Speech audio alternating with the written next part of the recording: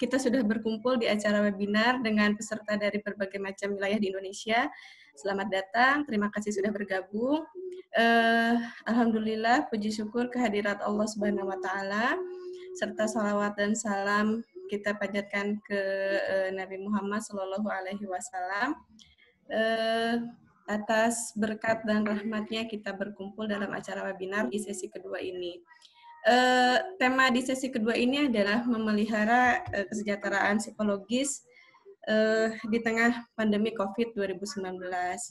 Nah, seperti yang kita ketahui bersama, saat ini kita menghadapi bersama-sama situasi yang tidak menguntungkan bagi semua orang mungkin ya, di mana kita dihimbau untuk stay at home, kemudian di beberapa wilayah di Indonesia juga sudah menerapkan PSBB, sehingga interaksi dan komunikasi antara kita dengan lingkungan-lingkungan sosial di sekitar kita menjadi sangat terbatas. Nah, sebagai makhluk sosial, kebutuhan akan berinteraksi dan berkomunikasi merupakan suatu kebutuhan, namun karena adanya kebijakan PSBB ini, itu justru akan membatasi kebutuhan kita akan bersosialisasi dengan masyarakat. Nah, ada kekhawatiran-kekhawatiran ketika kita terbatas dalam melaksanakan tersebut akan memunculkan masalah-masalah psikologis yang bisa jadi serius. Nah, hari ini kita akan menyimak materi tentang bagaimana mengatasi kecemasan-kecemasan serta kegelisahan-kegelisahan dalam menghadapi situasi pandemi COVID ini dari narasumber kita yang hebat-hebat pagi ini, Pak Idat dengan Bu Gia. Semoga bisa bermanfaat materi pagi ini dan semoga bisa membuat kita lebih tenang, kemudian lebih siap menghadapi situasi pandemi COVID-19 ini. Demikian sambutan yang bisa saya sampaikan. Sekali lagi, terima kasih atas partisipasinya. Selamat menyimak. Assalamualaikum warahmatullahi wabarakatuh. Terima kasih kepada Bunda Cici Utami Putri atas sambutannya. Selama kira-kira 90 menit ke depan, kita akan memulai sesi webinar bersama dua narasumber yang kompeten di bidangnya. Beliau adalah Dr. Idat Muqaddas, MPD, lahir di Bandung 23 Januari 1985. Riwayat pendidikan S1 jurusan Psikologi Pendidikan dan Bimbingan Universitas Pendidikan Indonesia, S2 Program Studi Bimbingan dan Konseling Universitas Pendidikan Indonesia, S3 Program Studi Bimbingan dan Konseling Sekolah Pascasarjana Universitas Pendidikan Indonesia. Beliau juga merupakan founder Konseling Kesejahteraan, Eksekutif CEO Chairman ACATA, ASEAN Creative Art Therapy Association Regional Indonesia, anggota Asosiasi Bimbingan dan Konseling Indonesia, ABKIN, anggota dan instruktur dari The Indonesia Board of Hypnotherapy.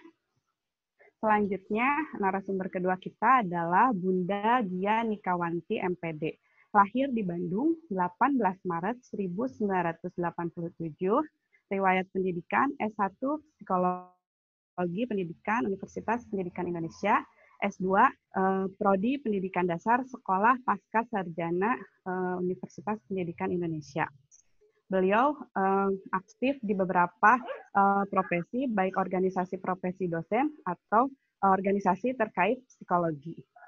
Nah, sebelum acara dimulai, bagi para peserta diharapkan untuk mematikan mikrofon saat narasumber sedang presentasi.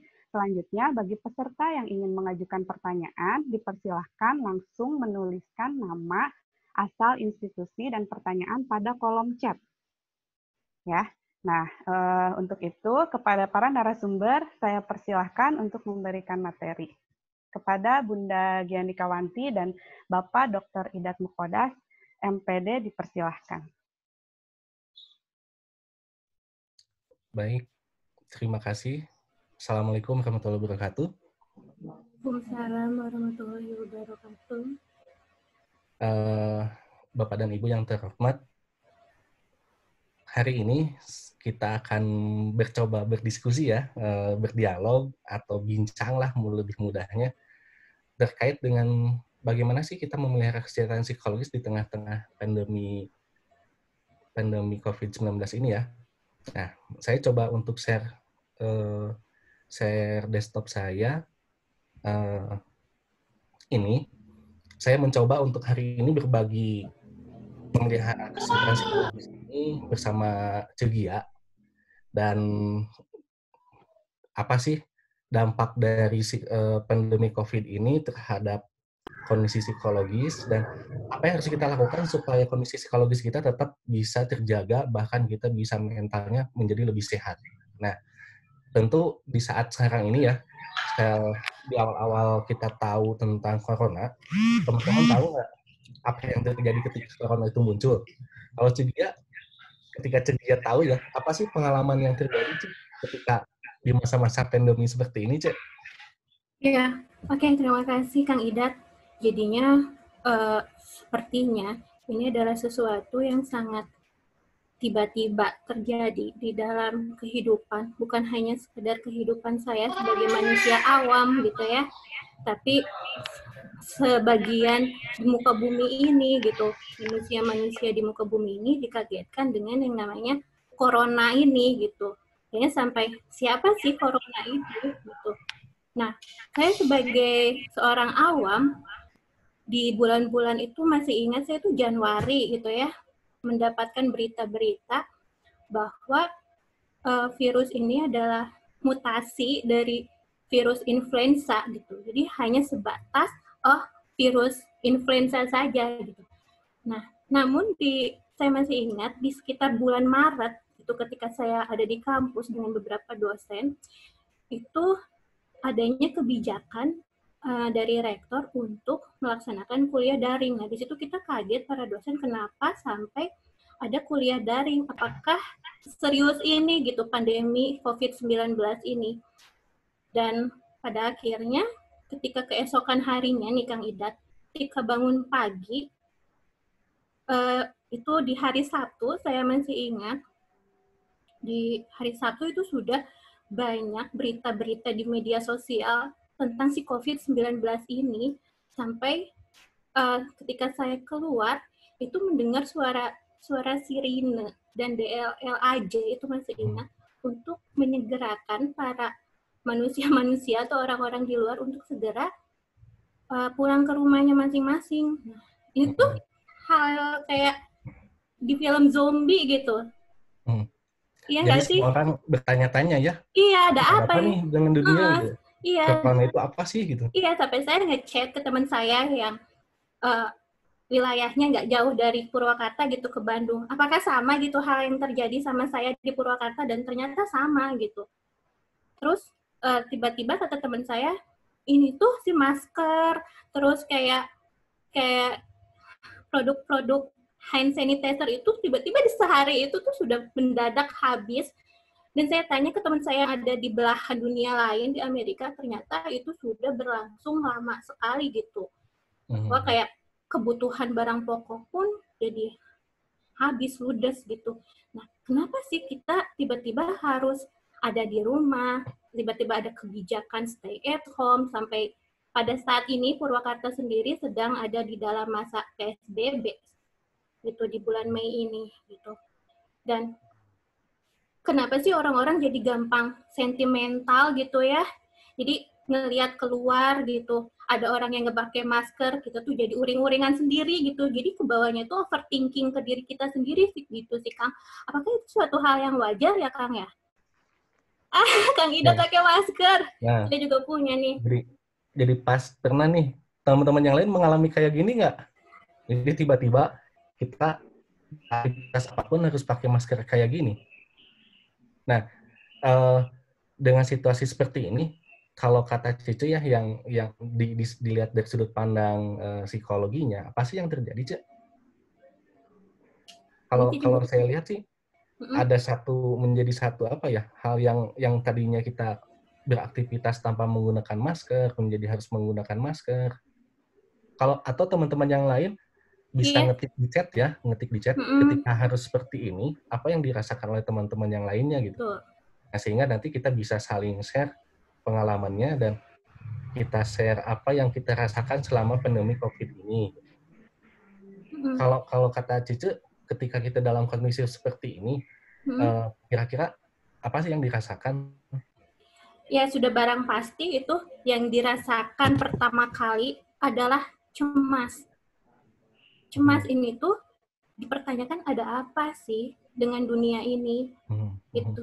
Seserius inikah COVID-19 ini tuh gitu. Dengan yaitu tiba-tiba keesokan paginya ketika bangun tidur kita sudah ada di dalam situasi yang kita bilang ini tuh situasi yang nggak cozy, yang nggak normal gitu. Jadi hampir semua orang mengalami cemas ya. Atau Ya sepertinya. saya mengamati sih beberapa teman-teman saya atau ada beberapa tetangga saya yang mengalami dia seperti yang panikan, cemas melihat harus keluar rumah itu harus pakai masker, atau justru bahkan ada orang-orang yang memilih untuk diam diri di rumah loh, Cik. Nah, Betul. mengalami stres, indikator dari stres sendiri, kalau yang sederhana sekali gitu ya, kalau kita mengalami stres itu kita mudah marah loh. Emosional menjadi tidak menentu, merasa tidak berdaya, bahkan Betul. kalau orang sudah masuk ke dalam alam bawah sadarnya, itu bisa saja dia mengalami sering mimpi buruk loh.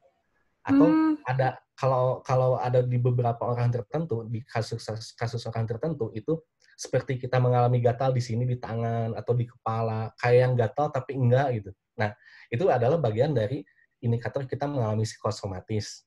Nah, dari kondisi-kondisi seperti ini ya, kondisi-kondisi seperti ini, apakah ada dampaknya terhadap kesehatan mental?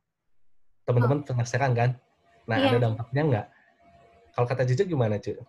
Nah, menurut kesehatan mental itu sendiri sih sebenarnya kan itu proses thinking ya, proses berpikir gitu.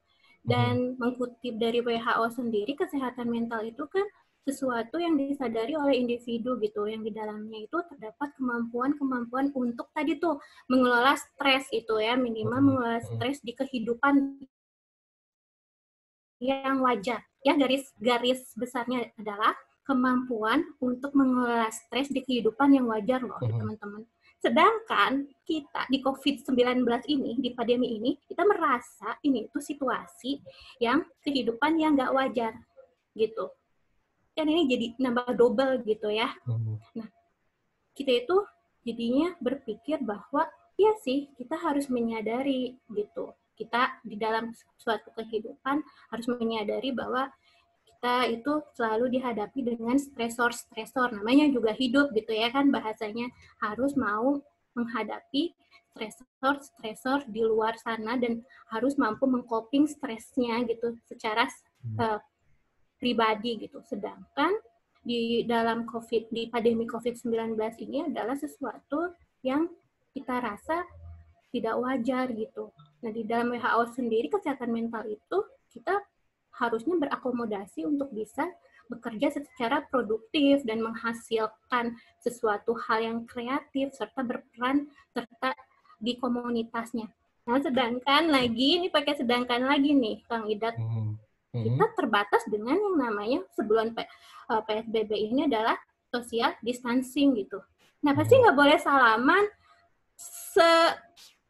Maksudnya tuh seganas apakah si virus COVID-19 ini tuh, si mutasi dari virus influenza ini gitu. Itu sih yang mesti proses disadarinya itu. Iya, jadi memang betul ya, situasi pandemi COVID ini mengarah kepada kondisi mental seseorang yang menjadi tidak lebih sehat ya, menjadi lebih tidak beruntung. Bahkan kalau berdampak terus-menerus nanti ke depannya juga bisa berdampak pada kesejahteraan seseorang, terutama kesejahteraan psikologisnya loh, yang ini. Nah, karena kalau kita melihat ke makna dari kesejahteraan psikologis ini ya, itu adalah satu situasi di mana pencapaian penuh dari potensi psikologis seseorang. Jadi dari potensi psikologis kita, potensi psikologis teman-teman, indikatornya itu adalah mampu menerima kekuatan diri dan kelemahan. Nah, teman-teman saat ini mampu nggak berada dalam satu tahap di mana kita bisa menerima apa yang menjadi kekuatan dan apa yang menjadi kelemahan diri kita. Misalkan kita mengalami stres, mengalami cemas, apakah itu sudah diterima oleh diri kita sebagai satu bagian dari diri kita? Atau bisa saja sih kita teman-teman mengatakan, ya sih saya udah menerimanya, tapi lihat indikator yang satu, apakah teman-teman masih suka mudah marah atau kondisi emosional yang tidak menentu ya, naik turun terus atau merasa tidak berdaya, itu adalah salah satu indikator kita belum bisa memasuki satu indikator bahwasanya teman-teman masih belum menerima kekuatan dan kelemahan diri. Nah, terus kita mampu melakukan segala aktivitas dengan lebih mandiri atau bahkan kita menjadi lebih tergantung pada aplikasi-aplikasi penyedia jasa yang harus mengantar makanan supaya kita bisa makan. Iya, sampai Kenapa tidak segitunya. bikin sendiri gitu ya? Ini Bener. aja ya. Iya, Atau bener. bahkan dalam kondisi pandemi COVID seperti ini, bukan menjalin relasi yang positif dengan orang lain, bahkan kita lebih cenderung mengisolasi diri. Betul. Atau bahkan memanfaatkan media sosial itu bukan untuk menjadi share pengalaman, share ilmu yang positif, tapi menjelek-jelekan orang lain. Seperti kasus yang terakhir ya, bagaimana harusnya memberikan satu bantuan tapi malah dijadikan satu hal yang tidak wajar gitu. Itu indikator bisa saja dia mengalami stres dengan kondisi COVID-19 ini, kondisi pandemi yang harusnya dikarantina dan seterusnya gitu. Nah, hal yang seperti itu menunjukkan bahwasanya kemampuan untuk mengendalikan lingkungan juga perlu dilatih dengan baik, dan supaya apa? Supaya kita semua, teman-teman semua bisa menjadi satu pribadi yang tumbuh secara personal dengan lebih baik lagi. Nah, ini semua ada kaitannya ya, Ci, ya, satu sama lain dengan kondisi COVID, kesehatan mental, kesehatan psikologis ini. Maka kalau mau memiliki situasi mental yang sehat, memiliki kesejahteraan psikologis yang baik di era pandemi COVID-19 ini, maka jelas kita harus mampu mengelolanya dengan baik.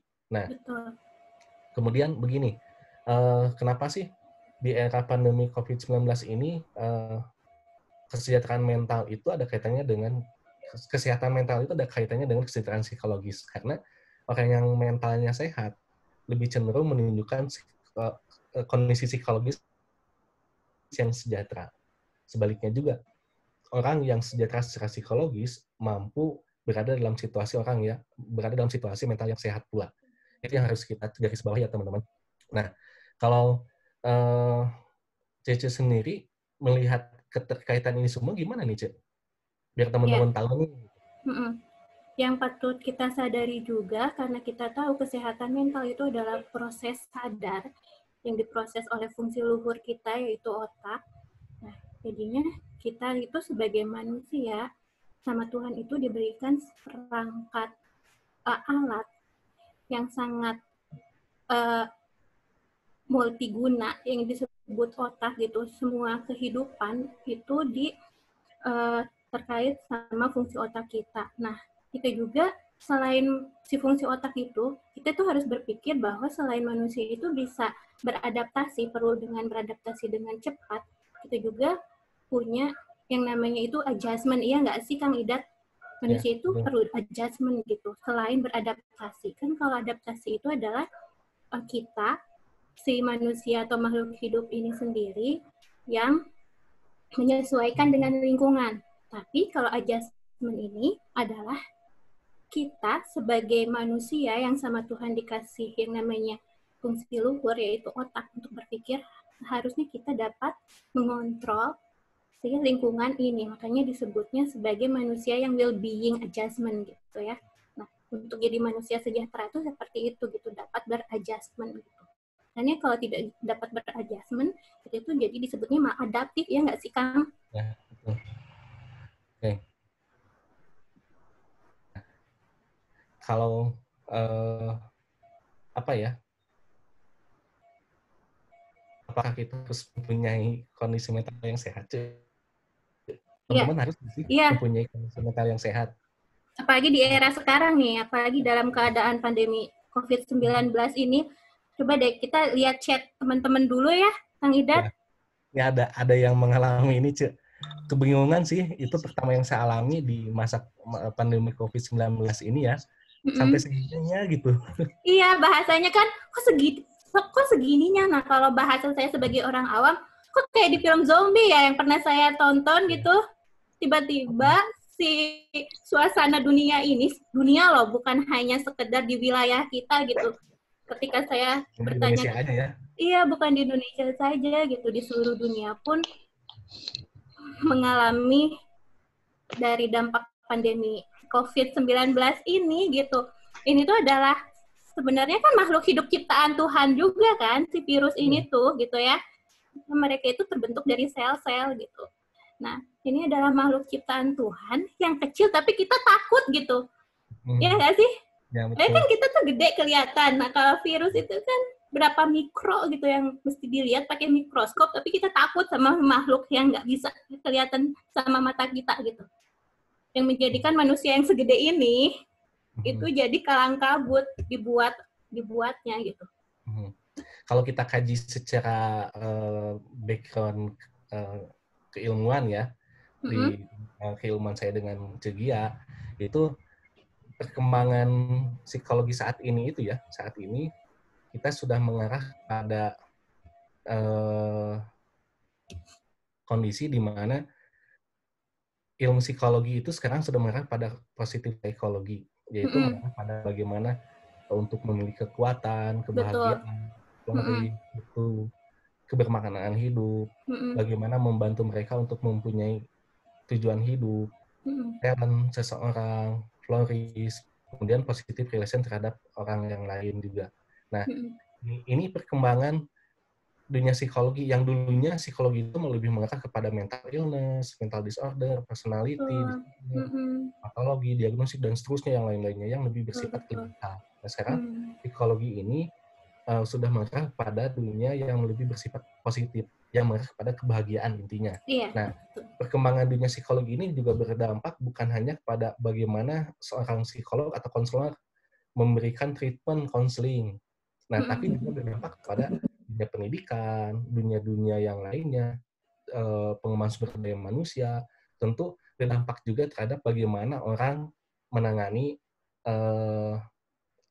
menangani orang-orang yang mengalami permasalahan dampak dari COVID-19 ini. Iya, betul. Nah, ya, Cik? Iya, betul, Kang. Jadinya, kalau kita lihat di dalam teori psikologi positif atau positif psikologi itu kan sebenarnya marwah utamanya yang positif itu kan dari sini nih, dari otak kita, si fungsi luhur kita, iya kan? Jadi ketika kita mau behaviornya kita seperti apa, berarti kita harus merujuk pada gimana cara kita berpikir. Dan di teori psikologi positif itu, marwahnya adalah happiness, well-being happiness gitu. Enggak sih? Karena manusia itu hidup, yang dikejar apa sih? Adalah kebahagiaan. Pasti nomor satu, maunya tuh bahagia. Nah, bahagia, ketika manusia itu bahagia, pasti sudah barang tentu hidupnya ada sejahtera gitu. Nah, ketika si bahagia ini kan harusnya dibuat oleh si individu itu sendiri. Benar nggak sih, Kang? Nah, ketika kita mau sehat mental atau tidaknya, sebenarnya itu merujuk pada being kitanya sendiri sebagai seorang manusia gitu. Nah, di dampak COVID-19 ini kan si manusia ini di dalam ilmu psikologi itu punya free will gitu ya bahasanya ya, punya kehendak bebas. Kalau kita ambil dari teori psikologinya itu manusia itu punya free will atau yang disebut kehendak bebas. Nah, si kehendak bebas ini tuh seperti terenggut gitu. Yang tadinya bahagia menjadi terenggut ya? Iya, terenggut, benar. Gitu. Tiga misi psikologi ini juga terpenuhi ya. Jadi bagaimana membuat hidup kesehatan mental yang lebih baik, membuat hidup lebih bahagia, mengidentifikasi dan itu kan kedinasan gitu. Betul benar, Kang. Nah, kalau kita lihat kesejahteraan psikologis ya, itu mulainya kalau ada di Indonesia ya, berangkatnya dari well-being. Nah, makna sejahtera ini banyak maknanya. Ada yang mengatakan wellness, ada yang mengatakan welfare, ada yang mengatakan well-being. Nah, ini macam-macam. Kalau wellness itu kondisi berangkatnya dari kondisi medis ya. Jadi iya, kalau betul. kita tidak terhindar dari COVID, nah bisa kemudian kita hidup jadi lebih sehat, baik. Nah, ini artinya kita sejahtera juga. Tapi konteksnya dalam wellness. Kalau dalam welfare itu lebih mengarah kepada bagaimana hubungan sosialnya. Nah, kalau well-being itu adalah pijakannya psikologi. Dan kenapa well-being? Karena ini konsepnya adalah human, continuous terus menerus untuk mengembangkan dirinya gitu. Jadi pada intinya semua makna tadi ya, mau welfare, mau wellness, mau well-being, teman-teman memahaminya sebagai satu kondisi yang selaras yang dicapai oleh individu dalam seluruh dimensi kesejahteraan. Nah, beberapa orang mengatakan keseimbangan fungsi positif itu menurut Redbone dan Desi Rian. Kemudian kalau menurut Tripp sendiri, yang tokoh yang mengembangkan kesejahteraan psikologis ini ya, mengatakan bahwasanya kesejahteraan psikologis itu merupakan pencapaian penuh dari seluruh potensi diri yang dapat menerima kekuatan kelemahan diri apa adanya, memilih tujuan hidup, mengembangkan relasi positif dengan orang lain, menjadi pribadi yang lebih baik, kemudian mampu menguasai lingkungan, serta dapat bertumbuh dengan baik, baik personalnya itu. Nah, dari sini ya bisa kita lihat kalau di dunia pendidikan tetap sih bagaimanapun juga kita mengarah kepada dunia pendidikan. Kenapa? Karena hal yang lebih mudah untuk mengembangkan kesejahteraan itu berangkat dari dunia pendidikan. Kalau di pendidikan sendiri ya, kalau kita melihat ke Diknas itu, kesejahteraan itu merupakan satu ruh dari yang satu ruh yang secara tidak tersirat tapi tersurat dalam definisi pendidikan ini, bahwasanya kesejahteraan psikologis itu ruh dari tujuan pendidikan. Artinya, ini nih, kompetensi utama yang harus dikuasai oleh peserta didik kita ya, mungkin kita itu adalah harus diturunkan dari tujuan pendidikan. Maka kesejahteraan psikologis harusnya menjadi dampak pengiring yang melekat sebagai karakteristik dari peserta didik itu sendiri.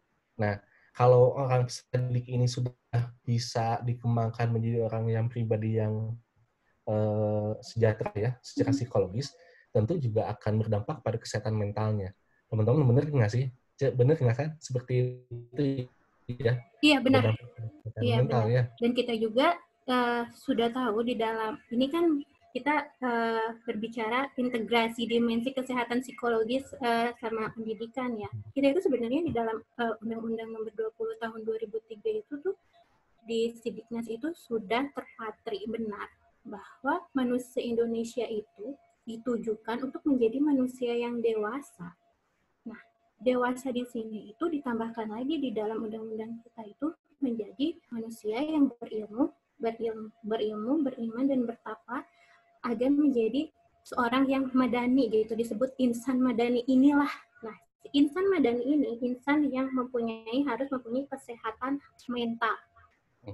Keren banget nggak sih gitu Kang Idat ya, di dalam undang-undang pendidikan kita tuh sampai dimasukkan si kesehatan mental di situ tuh disebutkan sebagai insan yang madani itu, merujuk pada harus happy, harus mempunyai tepuk seliro di situ. Sepertinya hanya ada di Undang-Undang Pendidikan Indonesia gitu. Kang Idat, kita lihat dulu nih, ada yang menarik nih Kang Idat di dalam chat. Ini ada bilang katanya dari Ridwan Simon. Sepertinya Pak Ridwan ya, dosen kita, gini, gimana memanage mungkin ya ketakutan yang mungkin berlebihan karena setiap kali mendengar tentang COVID-19 tiba-tiba ada perasaan yang sedang merasakan gejala-gejala seperti yang disampaikan. Iya juga sih, kayak gini misalnya kita bersin ya Kang Idat, aduh kenapa ini, terus batuk sedikit. Iya, jadi parnoan. Nah, teman-teman, justru di sini kita akan bahas nih apa yang harus kita lakukan agar kita bisa lebih sejahtera di tengah pandemi COVID-19 ini ya. Bagaimana bisa sejahtera dan bagaimana kita bisa memiliki mental yang sehat gitu. Nah, yang bisa kita lakukan, satu, tetap kembali lagi kalau kita sebagai makhluk Tuhan, makhluk dari ciptaan Tuhan, Artinya kita harus bisa mendekatkan diri kepada Allah Subhanahu wa taala.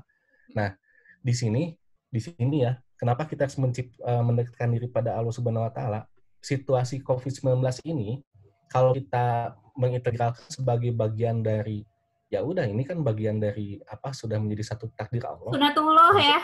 Sunatullah. Maka reaksi kita adalah kita tidak akan mereaksinya secara berlebihan loh. Betul. Kalau misalkan ada teman kita yang berlebihan, itu gimana? Apa yang harus kita lakukan nih? Tips keduanya, menurut Cece seperti apa nih? Nah, tips keduanya adalah... Didonorkan tapi boleh disalulangkan, Pak? Ini sepertinya ada yang tidak di-mute ya. Ada terdengar suara yang tidak di-mute. Oke. Kang Idat, jadi benar tuh. Kita itu sebenarnya sih harus berpikiran positif tadi, merujuk pada positif psikologi. Saya itu jadinya belajar bahwa ini tuh adalah sunatullah tadi. Sesuatu yang sudah menjadi kehendak Allah dan kita diajarkan oleh Tuhan bahwa sebenarnya hidup yang normal itu adalah yang seperti ini. Nah, kita diajarkan untuk lebih berempati dan tidak diskriminasi minimal di lingkungan kita terdekat. Gitu. Jadi ini nyambung dengan pertanyaan dari ini, siapa? Dari Ellen ya, Ibu Ellen. Nah, di sini kan dia mengatakan kalau di Kota Bandung sih sepi, semua orang terarah, kemudian menggunakan masker. Tapi ketika pulang ke Kabupaten Bandung, itu ternyata orang-orang biasa saja. Ada yang pergi ke pasar tidak pakai masker, aktivitas seperti biasa. Itu menunjukkan satu situasi empati yang bagus, nggak sih, Ce? Nah, mungkin kemungkinan besar adalah sebenarnya mereka itu lebih belum menyadari dari sisi dirinya sendiri bahwa ini tuh adalah sebenarnya bukan hanya sekedar mementingkan diri sendiri, tapi kita itu mementingkan diri dan juga masyarakat luar loh dengan kita itu menjaga kesehatan kita. Kan kelihatannya itu kayak yang selfish gitu ya. Apa sih gitu pakai masker, menilebay banget gitu ya. Toh kita juga masih sehat-sehat aja gitu. Terus kenapa sih mesti cuci tangan? Kenapa sih sekarang lebay setiap harus ke supermarket kita harus dicek kesehatan, si suhu tubuh, terus sama ada hand sanitizer di depan disediakan dan juga sampai ada yang disediakan air kan untuk mencuci tangan gitu. Ada juga kan sampai ada yang nyelonong gitu. Nah itu rasa empatinya mungkin belum disadari oleh dirinya sendiri karena saya yakin dengan teori dari psikologi positif itu manusia itu ya namanya dikatakan manusia karena dia itu manusia. Yang membedakan adalah kesadaran manusia itu sendiri gitu. Nah, ada juga jadi bertimpang balik juga si empati dengan rasa diskriminasi. Diskriminasinya ketika manusia memandang bahwa kok dia nggak pakai masker, sombong sekali gitu. Sekuat apakah dia kalau misalnya nanti sakit, kan yang riwah pemerintah juga gitu. Sampai di Purwakarta sendiri beberapa zona sudah merah pada saat bulan-bulan kemarin. Gitu. Terus jadi kan mendiskriminasi orang gitu. Seperti halo effect gitu ya Kang Idat ya. Halo effect dan juga domino gitu, efek domino gitu ya dengan cepatnya gitu. Jadi ya, tadi itu harus ada kesadaran dari diri kita sendiri menerima ini bahwa sudah selain kehendak Allah dan kita juga diajarkan oleh Tuhan dan juga alam semesta agar kita mengkaji diri kita sendiri dulu sih sebenarnya. Kayak tadi tuh kesehatan, selain kesehatan mental juga sebenarnya itu kan hal-hal yang kecil gitu kayak kita itu harus mencuci tangan, harus bersih. Kita melupakan itu. Sudah mungkin berdekade-dekade kita melupakan tentang kesehatan diri kita sendiri, mungkin kita melupakan kesehatan mental kita melupakan tentang empati pada diri kita sendiri loh. Jangan dulu jauh-jauh empati ke orang lain gitu. Kita sayangi diri kita sendiri gitu. Nah, di dalam konsepnya psikologi positif juga kan ada yang namanya forgiveness ya, Pak Idat ya, memaafkan gitu ya. Untuk mensejahterakan itu memaafkan diri sendiri gitu. Betul. Betul kan ya Kang ya? Jadinya maaf ya tubuh saya itu kurang aware sama kamu. Itu kan empati juga sama diri sendiri gitu. Jadi di sini ada kaitannya ya, untuk membangun empati itu dimulai dengan tidak diskriminasi terhadap orang lain, termasuk memberikan stigma negatif terhadap orang-orang yang sakit ya, Ci ya? Betul, hilangkan stigma negatif pada orang yang sakit. Tadi tuh yang berhubungan dengan Kang Simon gitu. Jangan jauh-jauh dulu deh ngelihat orang yang bersin, diri sendiri aja ngerasa bersin terus agak batuk sedikit, wah aku terkena nih misalnya. Corona. Iya benar corona nih. Ya. Jadi kita awas langsung pakai masker gitu. Iya masker. Coronain. Bener. Sampai saya inden loh maskernya ini, masker I love you. Karena udah kehabisan masker yang dijual bebas gitu. Ya, memang itu satu hal yang sederhana ya, tapi candaan-candaan seperti itu ada kalau bagi orang-orang tertentu yang tidak mempunyai resiliensi yang positif, itu bisa menjadi satu pemicu dia mengalami stres loh. Nah, jadi situasi-situasi dia bercanda, bahkan ketika candaan itu bagi orang yang memiliki resiliensinya yang rendah, itu dia menjadi lebih stres dan lebih ya udah kayaknya ini lingkungan saya seperti ini tidak baik untuk saya nih. Nah, makanya salah satu pemicu stres ini bisa menjadi satu perilaku berikutnya. Misalkan nih kayak yang dikatakan atau ditulis di chat ya oleh Teh Siti Hodijah. Di sini dia mengatakan teman saya menjemur uang.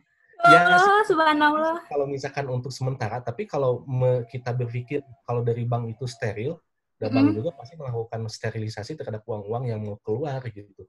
Nah, kalau berlebihan perilakunya setiap uang yang kita pegang harus dijemur dulu, dicuci dulu, itu adalah salah satu perilaku bagaimana kita memicu stres yang lebih banyak. Jadi stresor-stresornya banyak. Nah, ini harus kita dukung dengan saling support satu sama lain.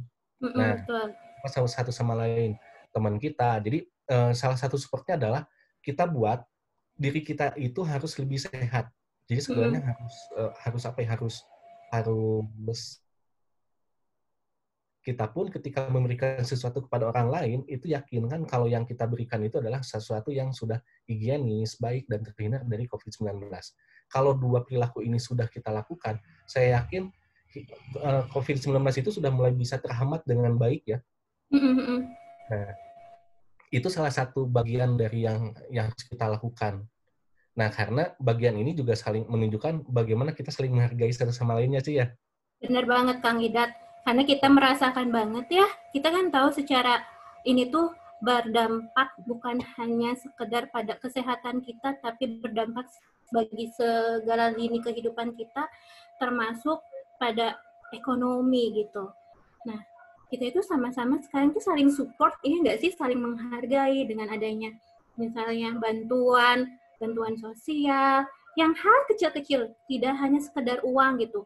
Jadi kan bantuan sosial itu bukan hanya sekedar uang atau biaya, tapi saling menghargai di sini juga adalah saling menyemangati teman-teman terdekatnya gitu melalui media sosial dengan kayak contohnya aja yang terkecil, hai gimana kamu sehat ya dengan keluarga gitu, saya doakan di sini ya semoga kita lekas bertemu lagi ya, bersama-sama lagi, berjumpa kembali, terus bisa hidup secara wajar lagi, berinteraksi, bukan hanya sekedar virtual semata gitu, tapi kita bisa berinteraksi sesuai dengan kita sebagai makhluk sosial itu gitu ya, berhubungan kembali gitu secara manusia dengan manusia gitu. Nah, saling menghargainya di situ. Terus interaksi sosial melalui media sosial dengan baik dan positif itu tadi tuh benar kata Kang Idat itu. Jadi ya kita udah ada dalam mendapatkan stresor di dalam kehidupan ini. Jangan deh gitu ya bahasa kitanya ditambah lagi dengan kita membaca atau mendapatkan media yang hoax. Ya nggak sih, kan banyak juga ya Kang Idat ya. Jadi kita tuh mau ngelihat media itu pengen ngeregregin hati gitu ya, ngeregregin itu tuh ingin bikin hati ini tenang, tapi ternyata enggak gitu. Wah, ada nih ciri-ciri terkena corona yang baru, misalnya gatal-gatal misalnya gitu, batuk berkepanjangan gitu, oh jangan-jangan aku nih gitu. Itu kan dia dapat dari mana sih? Sumber dari media yang tidak terpercaya gitu, hoax gitu. Jadi kita juga sih harus preventif gitu terhadap media-media sosial yang hoax gitu. Dan kita jadinya kan karena cemas jadi langsung gitu ya, langsung ngirimin gitu broadcast gitu ke teman-teman kita, taunya itu hoax. Banyak yang terjadi gitu juga kan. Teman-teman pernah nonton nggak di berita ada di daerah Cimahi ya, ketika di daerah Cimahi ini di satu komplek perumahan di mana ada tetangganya yang dia positif COVID-19 katanya ya, saya nggak tahu juga apakah benar memang positif atau tidak, tapi dia melakukan isolasi mandiri di rumah dan memang di awal-awal hari pertama ya, 3 hari pertama seperti yang dituliskan oleh Nurul Saiful di sini, bagi mereka itu 3 hari pertama itu sebagai satu neraka gitu. Nah, ini dengan yang dilakukan oleh masyarakat yang ada di satu perumahan di Kota Cimahi ini, mereka melakukannya dengan saling support ya, support, saling menghargainya dengan mengirimkan makanan kepada tetangganya ini gitu. Jadi saling mendukung. Nah, ini bisa mengurangi stres karena mereka juga tetap harus hidup ya. Kalau misalkan dia selama 14 hari tidak boleh keluar rumah, bagaimana mereka mau makan? Sedangkan stok makanan di rumah itu kan juga terbatas Nipis. juga. Gitu. Iya. Nipis. Nah ini bagaimana kita bisa tetap di rumah mengikuti anjuran pemerintah, tapi dengan catatan kita sebagai tetangganya juga saling mendukung karena dukungan dari tetangga sekitar ini dengan cara memberikan makanan dengan catatan ya, proses untuk mengasihnya itu teman-teman dengan cara yang lebih safety gitu. Misalkan kita bersihkan dulu, kemudian bisa disimpan di depan terasnya, kemudian chat WA, "Hai teman, saya sudah kirim makanan, silakan disantap, mudah-mudahan bisa membawa keberkahan untuk hidup dan bisa membuat kita menjadi lebih sehat lagi ya." Nah itu adalah salah satu bentuk kita mengikuti anjuran dari pemerintah loh. Betul. Nah, dan juga bagaimana supaya hidup kita bisa tidak lebih dalam lagi stresnya. Kalau dari tadi melihat bagaimana sih banyak berita-berita hoax ya. Nah, pertama harus di cross check dulu gitu. Kemudian yang kedua, kalau kita keseringan menonton berita yang terkait dengan corona, nah itu juga akan berdampak kepada situasi stres kita. Maka yang harus kita lakukan adalah cukup nonton di jam-jam tertentu atau di waktu-waktu tertentu kalau kita memerlukan informasi terkait perkembangan COVID-19. Tapi kalau kita tidak perlu ya udah nggak usah ditonton gitu. Jadi berita yang diputar terus-menerus itu juga akan berdampak kepada kesehatan psikologis dan kesehatan mental ya. Jadi yang dicatkan oleh Nurul ini kita harus saling mensupport, kita harus saling mendukung walaupun tetap di rumah. Walaupun orang yang mengalami positif atau dia harus melakukan isolasi mandiri, kita harus dukung orang ini. Sehingga dia bisa tetap berada di rumah, mengikuti anjuran pemerintah, dan kita juga melakukan hal tersebut dalam artian diam di rumah itu bukan hanya diam saja, tapi kita diam untuk memenuhi segala kebutuhan kita, dan kita juga mendukung tetangga kita yang harus melakukan isolasi mandiri. Nah, kemudian ada yang bertanya nih, apakah akan berdampak kepada kondisi ekonomi ya? Ya jelas lah. Jelas. Nah, makanya di sini kita harus pintar. Di poin 8 betul. Bagaimana untuk menggunakan anggaran keluarga. Jadi saya putar ya, tadi saya baca yang 9 dulu, harusnya yang 8 dulu. Jadi yang dikatakan Fernanda itu ya, apakah akan berdampak atau apakah kecemasan terhadap keadaan ekonomi juga merupakan salah satu menurunnya mental yang sehat? Ya jelas dong.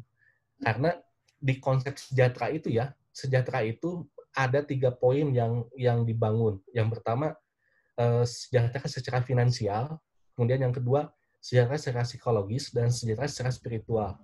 Nah, kalau begini teman-teman, kalau misalkan teman-teman meletakkan kesejahteraan itu atau kebahagiaan itu pada finansial saja, kalau finansial ini hilang, bakal bahagia nggak?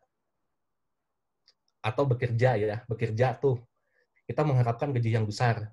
Tapi kalau ternyata pada kenyataannya kita tidak mendapatkan gaji yang besar, bahagia nggak?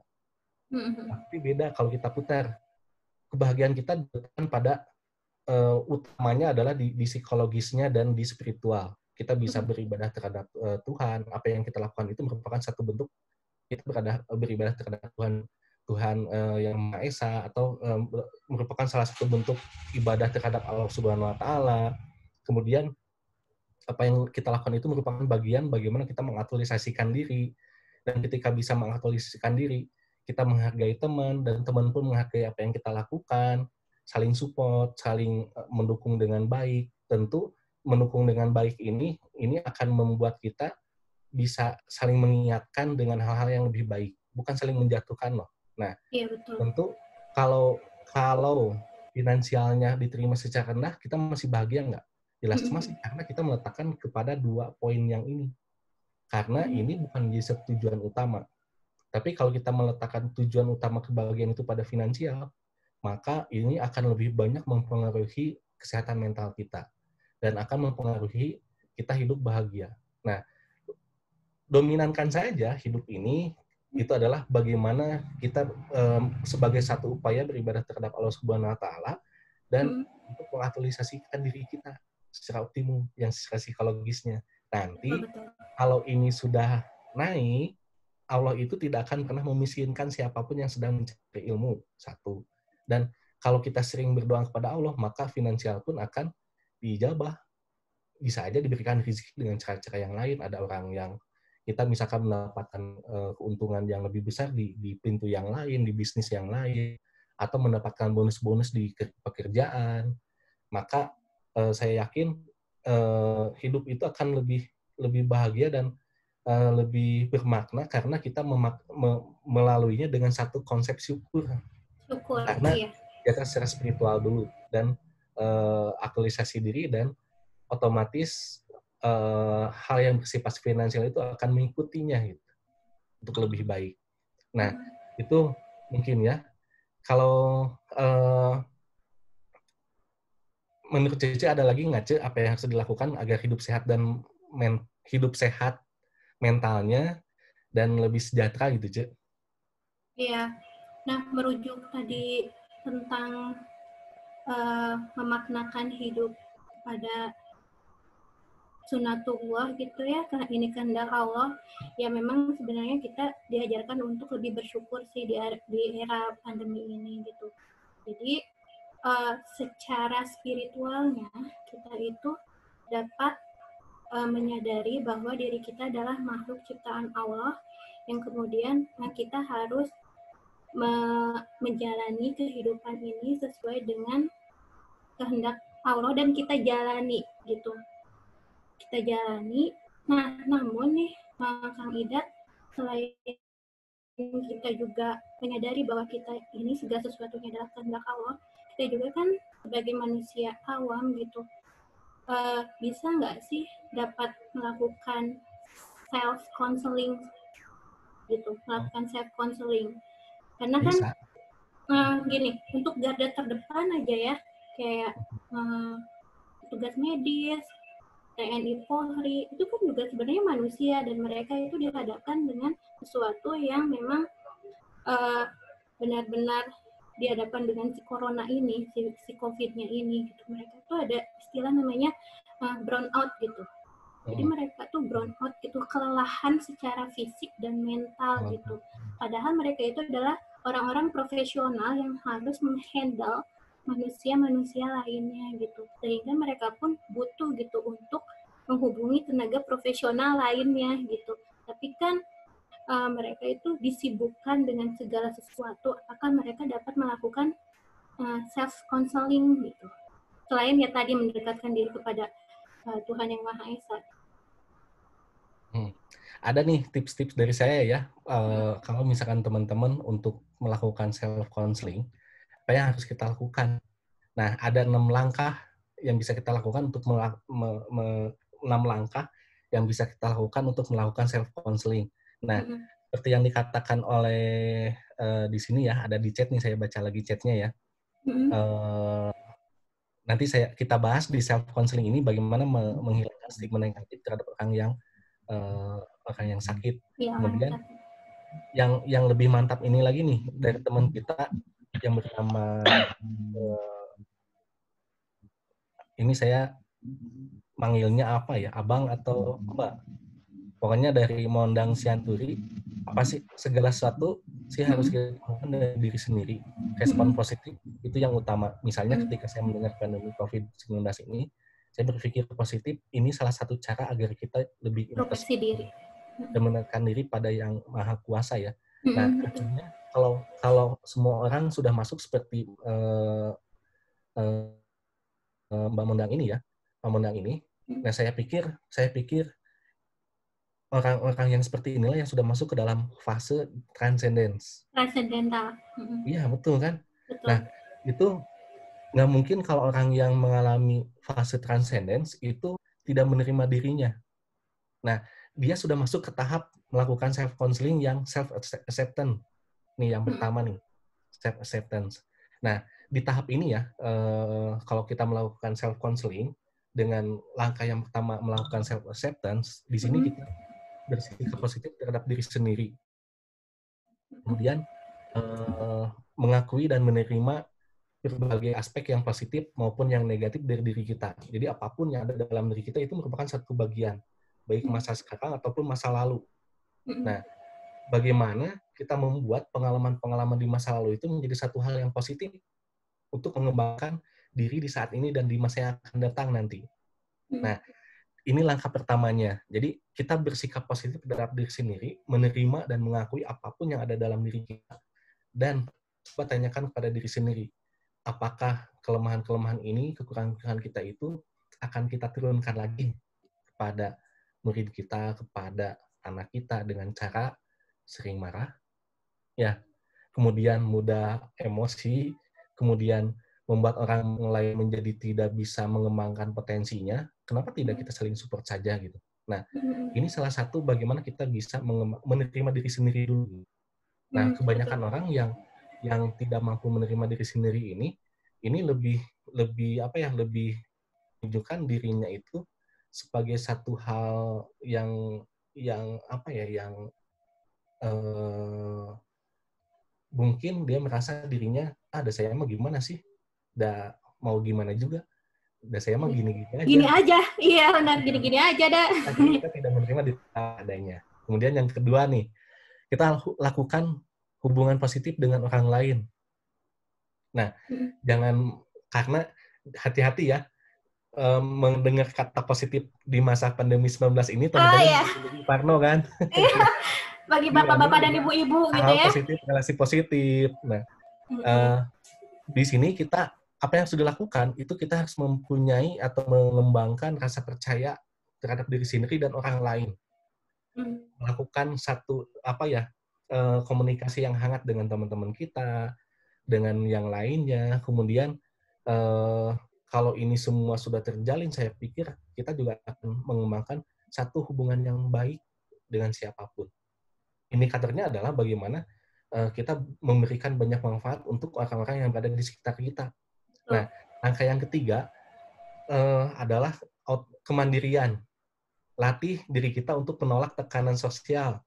Misalkan, kalau ternyata semakin kita sering menonton berita tentang COVID-19 ini, itu semakin membuat kita cemas, maka yang harus kita lakukan adalah pijit off atau pindahkan ke channel yang lain. Itu artinya kita sudah bisa mampu menolak tekanan sosial yang mempengaruhi pikiran dan tindakan kita, atau perilaku kita ya. Jadi, perilakunya seperti apa? Ya, itu cemas tadi.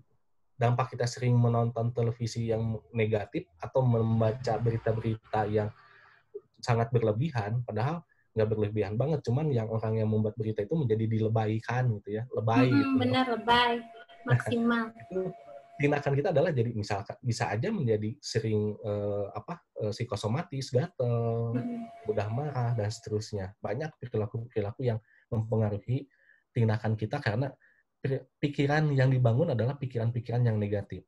Nah, serta di autonomi ini ya, kita lakukan evaluasi diri dengan standar personal. Jadi bukan standar orang lain. Misalkan ketika kita di malam hari sebelum tidur kita lakukan, tadi saya sudah melakukan ini. Nah, itu evaluasinya jangan dibandingkan dengan apa yang sudah dilakukan oleh orang lain. Karena orang lain pun mempunyai potensi yang berbeda dengan diri kita. Maka tetap harus lakukan dengan standar personal. Nah, yang ketiga, environmental mastery. Nah, di sini bukan dalam artian kita mampu mengendalikan orang lain ya, penguasaan lingkungan itu. Tapi di sini melatih kemampuan untuk memilih dan menciptakan lingkungan yang sesuai dengan kondisi diri. Memilih channel televisi itu adalah kemampuan kita memilih dan menciptakan lingkungan yang baik. Mengikuti kegiatan webinar seperti ini ya, ini adalah salah satu pilihan Ibu dan Bapak atau teman-teman semua ya. Ini menunjukkan bahwasanya kita punya potensi untuk memiliki kemampuan penguasaan lingkungan yang lebih baik. Nah, sesuai dengan kondisi diri. Dengan melatih untuk mempunyai kemampuan dalam menghadapi kejadian-kejadian di luar dirinya. COVID-19 itu kan berada di luar kondisi kita loh, berada di luar kendali kita.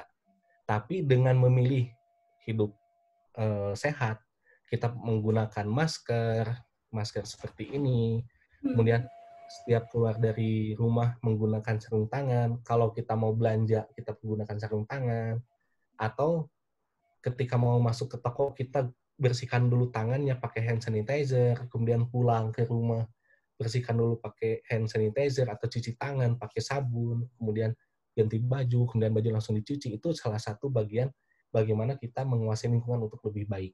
Nah, yang kelima, tentukan tujuan hidup. Di tengah-tengah pandemi ini ya, pandemi COVID-19 ini, sebetulnya kita hidup itu untuk apa sih? Kalau misalkan hidup untuk mengumpulkan uang ya, maka saya yakin kalau uang habis, tujuan hidup pasti akan habis atau selesai tujuan hidupnya. Tapi kalau tujuan hidup kita untuk beribadah kepada Allah, nih, saya pikir apapun yang terjadi, maka kita akan menaknai secara spiritual dengan lebih baik lagi. Nah, langkah yang kelima ini, yang harus kita lakukan adalah kita harus mengembangkan keterampilan menolak tekanan sosial dan untuk berpikir untuk berpikir dan bertingkah laku dengan lebih baik. Ini supaya apa? Supaya kita mampu memiliki tujuan hidup rencanakan.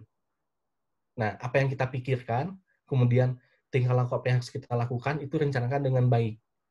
Nah, dari kemampuan mengevaluasi diri ini, sama seperti otonomi ya, kenapa saya samakan? Karena yang membedakan adalah nanti di penjelasannya. Dari evaluasi ini, tentu kita akan menunjukkan apa sih tujuan hidup kita yang lebih baik ya. Tetap tujuan hidup itu juga harus berdasarkan standar personal.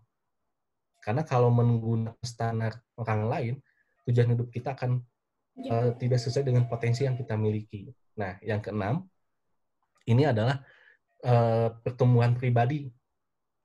Apa yang harus kita lakukan? Kita harus melatih mengembangkan potensi diri kita dengan cara analisis pengalaman di masa lalu, kemudian kembangkan potensi-potensi kita berdasarkan pengalaman tersebut, pengalaman di masa lalu. Nah, sehingga kalau kita semua tahapan self-counseling ini dilakukan, saya yakin secara perlahan kita mampu mengelola kondisi kesehatan psikologis kita untuk lebih baik. Dan mental kita bisa lebih sehat lagi. Nah, ini sedikit langkah dari self-counseling yang bisa kita kembangkan. Berarti yang lebih jelas dan terarah dari apa yang sudah kita pikirkan, apa yang sudah kita rancang dan kita lakukan, kemudian rancangan ini disesuaikan dengan hasil dari apa yang sudah kita lakukan terhadap evaluasi terhadap diri sendiri, kemudian menggunakan standar-standar personal. Iya, oke. Berarti benar ya Kang Hidat bahwa sebenarnya kita bisa melakukan self-counseling itu, tapi melalui kesadaran kita sebagai personal gitu, sebagai diri ya. Benar nggak sih, Kang? Nah, ini juga nih ada tips and trick simpelnya, ini ada videonya dari kami ya, Kang Hidat ya. Ya, bisa kita tonton ya bersama nih. Ya. Oh, maaf. Ini tips dan triknya. Bisa kita tonton sebentar.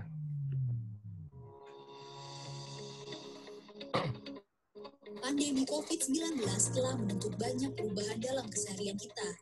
Dari keharusan mencuci tangan yang rajin, etika batuk dan bersin, hingga belajar dan bekerja di rumah, serta menghindari keramaian. Dengan banyaknya perubahan ini, ditambah ketidakpastian dan suasana yang mencekam, wajar untuk merasa resah, bingung, cemas, takut, bahkan marah. Namun di saat seperti ini, penting untuk kita menjaga kesehatan, baik fisik maupun mental. Stres dan perasaan negatif berlebihan dapat berakibat buruk pada daya tahan tubuh, membuat kita jadi lebih mudah sakit. Maka itu, selain terus berupaya menerapkan pola hidup sehat, kita juga perlu menjaga mental kita. Beberapa anjuran yang dapat dilakukan untuk menghindari stres dalam situasi pandemi. 1. Jaga jarak fisik, tapi jangan putus silaturahmi. Saat ini kita memang dianjurkan untuk menjaga jarak fisik atau physical distancing untuk menghindari percikan batuk atau bersin yang berpotensi membawa virus. Akan tetapi, menjaga jarak fisik bukan berarti mengisolasi diri secara sosial. Kita dapat terus menjalin silaturahmi dengan memanfaatkan teknologi seperti sambungan telepon dan video call, saling bertukar pesan, atau melalui media sosial. Anda pun tetap boleh bertukar sapa atau mengobrol dengan tetangga dan orang di sekitar. Tapi hindari kontak fisik seperti bersalaman, berpelukan, mencium tangan atau pipi, dan jaga jarak 1-2 meter saat berinteraksi. 2. Batasi konsumsi berita atau informasi. Apabila Anda mulai merasa stres berlebihan setelah menonton, membaca, atau mendengar berita mengenai pandemi COVID-19, maka sangat dianjurkan untuk membatasi konsumsi informasi. Caranya antara lain, jangan habiskan waktu Anda di depan televisi atau membaca media sosial sepanjang hari. Batasi waktu untuk mencari informasi mengenai COVID-19 hanya 1-2 jam per hari saja. Hindari akun, sumber informasi, atau jenis berita yang meresahkan. Fokus pada informasi yang positif dan berguna bagi Anda dan keluarga. 3. Cari informasi dari sumber yang terpercaya. Utamakan sumber yang memang memiliki otoritas dalam permasalahan ini. Agar tidak termakan hoax, berita bohong, atau misinformasi yang menyesatkan, upayakan untuk selalu mengecek informasi yang Anda dapatkan pada sumber terpercaya. Misalnya, website resmi gugus tugas COVID-19, website resmi penanggulangan COVID-19 milik Pemda setempat, atau hotline center corona. Jangan mudah percaya pada informasi yang tersebar di media sosial atau platform chatting bila tidak memiliki sumber yang terpercaya atau bersifat opini dan rumor. Hindari juga menyebarkan informasi yang belum dicek kebenarannya agar tidak menyebabkan kepanikan. 4. Alihkan perhatian dan energi Anda pada aktivitas yang menenangkan diri. Kecemasan, ketakutan, bahkan perasaan tidak berdaya sangat wajar dirasakan saat ini. Akan tetapi, upayakan untuk tidak terlalu terhanyut. Cari kegiatan positif yang dapat membuat Anda dan orang terdekat merasa lebih tenang. Memasak, membaca, mendengarkan musik, berolahraga ringan, atau merapikan tempat tinggal dapat membantu untuk mengalihkan perhatian. Jangan lupa untuk terus beribadah dan berdoa guna menenangkan hati. Apabila dibutuhkan, ungkapkan perasaan Anda pada keluarga, teman, atau orang yang Anda percayai. 5. Fokus dalam berbuat kebaikan dan menyebarkan energi positif untuk sekitar. Setiap kita mengalami tantangan dan kendala yang berbeda-beda saat ini. Mari tetap fokus dalam berbuat kebaikan, melakukan hal-hal positif, dan saling bantu untuk sama-sama menghadapi pandemi ini. Saat ini, pemerintah sedang berusaha keras untuk mengatasi berbagai permasalahan yang terjadi akibat pandemi COVID-19. Kerjasama dan kedisiplinan masyarakat untuk menaati arahan dan aturan sangat penting agar kita dapat bersama mengatasi wabah ini. Tetap tenang dan berwaspada. Bersama kita lawan virus corona.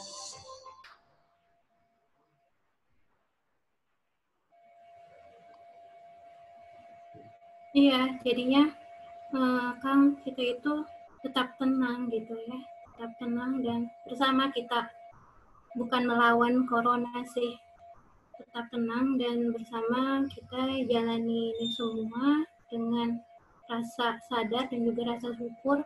Semoga semuanya bisa kembali dengan normal lagi.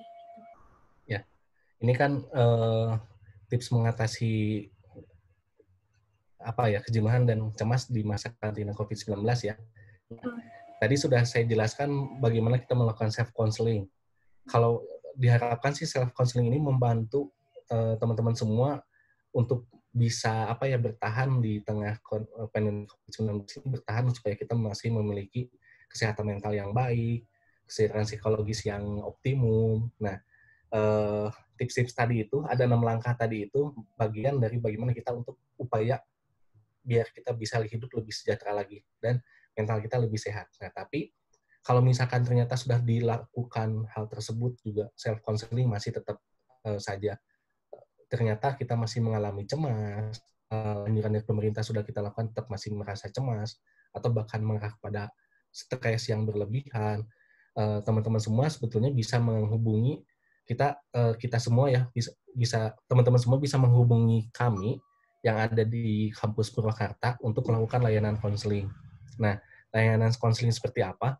Di sini sebetulnya UPI Kampus Purwakarta menjalin kerjasama dengan Biro Konseling Edupotensia untuk memberikan layanan krisis center di masa pandemi COVID-19. Nah, teman-teman semua bisa menghubungi nomor ini ya, yang ada di atas di sini, yang 0838 2991 2911, untuk saya ingin melakukan konseling dengan menyebutkan saya mendapatkan informasi ini dari UPI Kampus Purwakarta.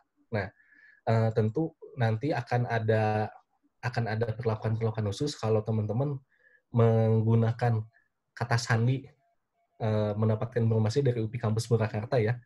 Nah, di sini nanti selama pandemi COVID-19 dan kondisi cemasnya itu berkaitan dengan COVID-19, di Biro Konseling Edupotensia ini akan memberikan layanan secara bebas biaya atau free ya, free.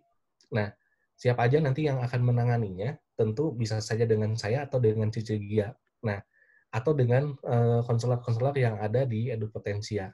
Kemudian, atau teman-teman semua bisa menghubungi nomor-nomor atau media sosial yang ada di bawahnya. Itu kalau misalkan ternyata self-counseling sudah kita lakukan masih tetap seperti itu, masih tetap tidak bisa memberikan dampak yang lebih baik, tentu teman-teman harus melakukan layanan konseling kepada ahli profesional seperti tadi ada yang di langkah ke-10 ya. Langkah Iya, ke-10. menghubungi profesional. Lebih baik lagi. Profesional. Baik. Ini dari kami itu saja ya yang bisa kami sampaikan. Teman-teman semua bisa setelah ini bisa mengunduh sertifikat di link yang ada di bawah ini yang sudah saya tuliskan. Nah, berikutnya bisa kita lanjutkan dengan diskusi ya. Maaf, saya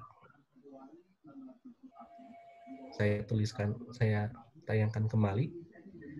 Ini sertifikat yang bisa teman-teman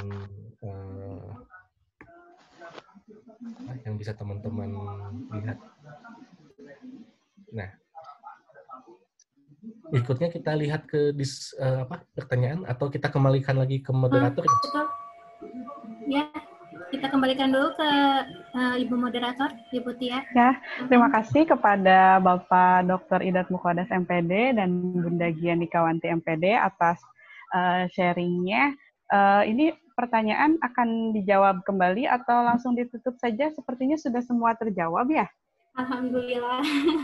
Alhamdulillah. Semuanya berlangsung secara langsung ya. Amin. Nah, mungkin ada beberapa kesimpulan yang dapat saya sampaikan, diantaranya mengenai kesejahteraan psikologis dan kesehatan mental, di mana kesejahteraan psikologis itu merupakan ketika seorang individu mampu menerima kekurangan dan kelebihan yang ada pada dirinya, sehingga berdampak pada kesehatan mental yang akan dia peroleh, dan dalam aktualisasinya bisa mengelola stres dengan baik. Nah, untuk itu ada beberapa tips yang dapat dilakukan agar sehat mental dan sejahtera. Di antaranya, selalu dekatkan diri kepada Tuhan, selalu bersikap empati, saling membantu antar sesama, saling menghargai, saling support, kelola keuangan dengan sebaik-baiknya, stay at home, and selalu bersyukur atas apa yang Tuhan berikan kepada kita. Untuk itu, atas nama Prodi PG PAUD UPI Kampus Purwakarta, saya mengucapkan banyak terima kasih kepada para peserta yang sudah bersedia mengikuti webinar sampai session akhir kali ini, dan diingatkan kembali untuk e-sertifikat dapat diakses melalui link yang ada di layar, dan nanti akan kita post kembali di grup WhatsApp. Selanjutnya, kami menanti kehadiran para rekan-rekan sekalian untuk mengikuti webinar session 3 dengan judul Simple Science yang insya Allah akan dilaksanakan pada hari Jumat jam 10 sampai dengan pukul 11. Judulnya Simple Science, Hindari Kejenuhan Saat COVID Mendekat, yang akan dibawakan oleh Dr. Suci Utami Putri MPD dan Tia Citra Bayuni MPD, saya sendiri. Akhirul kalam, barakallahu fikum, wassalamualaikum warahmatullahi wabarakatuh. Terima kasih. Silahkan untuk live group. Terima kasih Bu Endang, Ibu Mondang, Sianturi, terima kasih. Pada teman-teman yang lain ya, terima kasih. Sekian dari saya, wabillahi taufiq wal hidayah. Assalamualaikum warahmatullahi wabarakatuh. Waalaikumsalam Terima kasih, Pak warahmatullahi wabarakatuh. Sehat selalu semua. Ya. Dan untuk sertifikat bisa diakses sampai pukul 14.